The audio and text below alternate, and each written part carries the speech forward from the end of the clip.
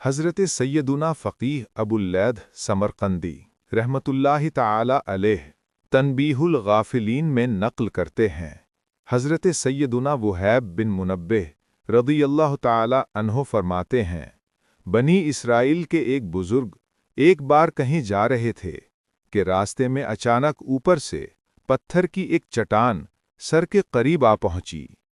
انہوں نے ذکر اللہ شروع کر دیا تو وہ دور ہٹ گئی۔ پھر خوفناک شیر اور درندے یعنی پھاڑ کھانے والے جانور ظاہر ہونے لگے، مگر وہ بزرگ نہ گھبرائے اور ذکر اللہ میں لگے رہے۔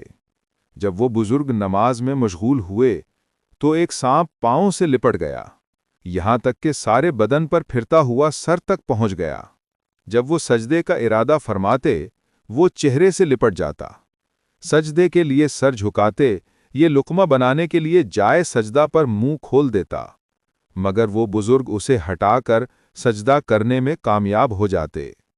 جب نماز سے فارغ ہوئے تو شیطان کھل کر سامنے آ گیا اور کہنے لگا، یہ ساری حرکتیں میں نے ہی کی ہیں، میں آپ کی ہمت و حوصلے سے بہت متاثر ہوا ہوں، لہٰذا میں نے یہ طے کر لیا ہے کہ آپ کو کبھی نہیں بہکاؤں گا، مہربانی فرما کر مجھ سے دوستی کر لیجئے۔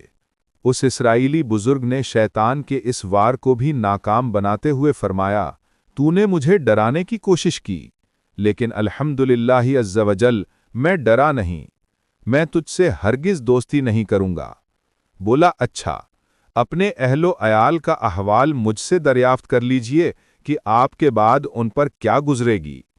فرمایا، مجھے تجھ سے پوچھنے کی ضرورت نہیں۔ شیطان نے کہا، پھر یہی پوچھ لیجئے کہ میں لوگوں کو کس طرح بہکاتا ہوں۔ فرمایا، ہاں یہ بتا دے۔ بولا، میرے 3 جال ہیں، نمبر 1 بخل، نمبر 2 غصہ، نمبر 3 نشہ۔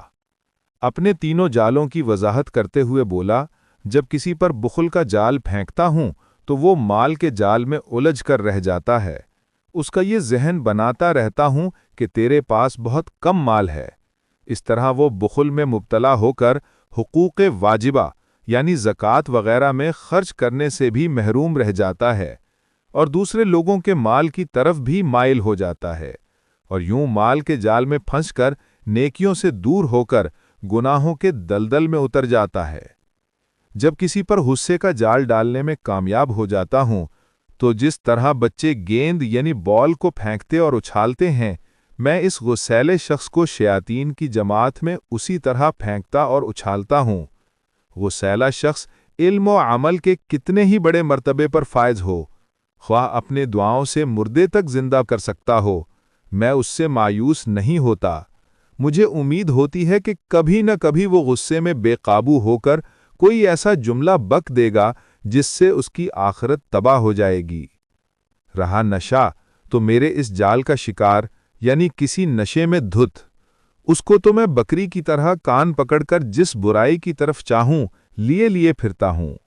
اس طرح شیطان نے یہ بتا دیا کہ جو شخص غصہ کرتا ہے وہ شیطان کے ہاتھ میں ایسا ہے جیسے بچوں کے ہاتھ میں گیند۔